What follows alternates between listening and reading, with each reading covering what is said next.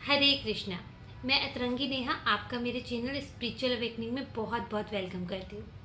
मेरी शिक्षा गुरु गौरांगी माता जी हमेशा कहती हैं, किसी भी ग्रंथ को पढ़ने से पहले उसकी पृष्ठभूमि यानी बैकग्राउंड को समझना ज़रूरी है और ये भी समझना चाहिए कि उस ग्रंथ के पीछे लिखने का कारण क्या था।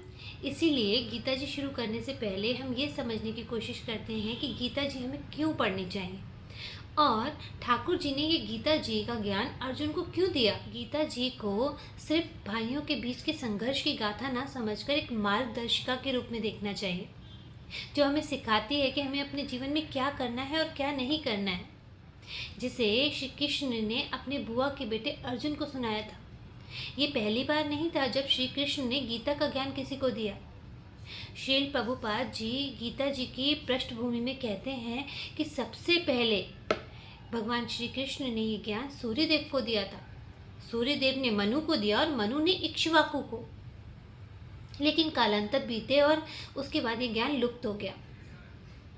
और जब ज्ञान लुप्त होता है, अज्ञान का अंधेरा बढ़ता है, तब समाज भ्रष्ट होने लगता है।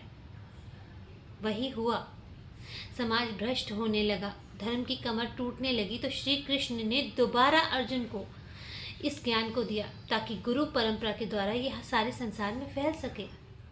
अब बात करते हैं इस महाकाव्य के सबसे मेन किरदार के बारे में।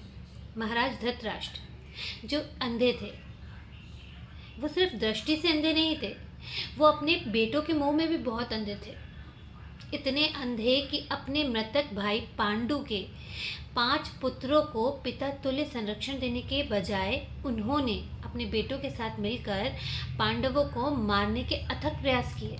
लेकिन पांडव अपने चाचा विदुर और मम्मी श्री कृष्ण जो परम पुरुषोत्तम थे, उनके संरक्षण में सर्वाइव कर गए। अंततः युधिष्ठिर को इंद्रप्रस्थ का राज्य देना पड़ा। वो वहाँ के राजा बन गए। लेकिन नियति जो डिसाइड करती है वो होकर रहता है। युधिष्ठिर ने द्यूत कीड़ा में यानी कि जुए में अपने सारे राज्य, अपने भाई और अपनी धर्म पत्नी द्रौपदी को खो दिया और उन्हें मिला 12 वर्ष का वनवास और 1 वर्ष का अज्ञातवास। श्री कृष्ण की कृपा से पांडवों ने अज्ञातवास और वनवास भी सर्वाइव कर लिया। और जब वो वापस लौटे और अपने राज्य की मांग करने लगे तो दुर्योधन ने सुई की नोक के बराबर भूमि देने से भी मना कर दिया। अब युद्ध ही एकमात्र रास्ता था दुर्योधन की इस अधर्मी प्रवृत्ति पर अंकुश लगाने का। अब हम पहुंच चुके हैं महाभारत के उस पड़ाव पर जहां आप समझ सकेंगे कि अर्जुन कम बल और कम सेना के होते हुए भी क्यों जीते और दुर्योधन श्री कृष्ण की चतुरंगिनी सेना कृपाचार्य, द्रोणाचार्य और धुरंधर भीष्म के होते हुए भी क्यों हार गए। कल से पढ़ेंगे हम गीता जी के अध्याय 1 श्लोक 1 को। मेरे साथ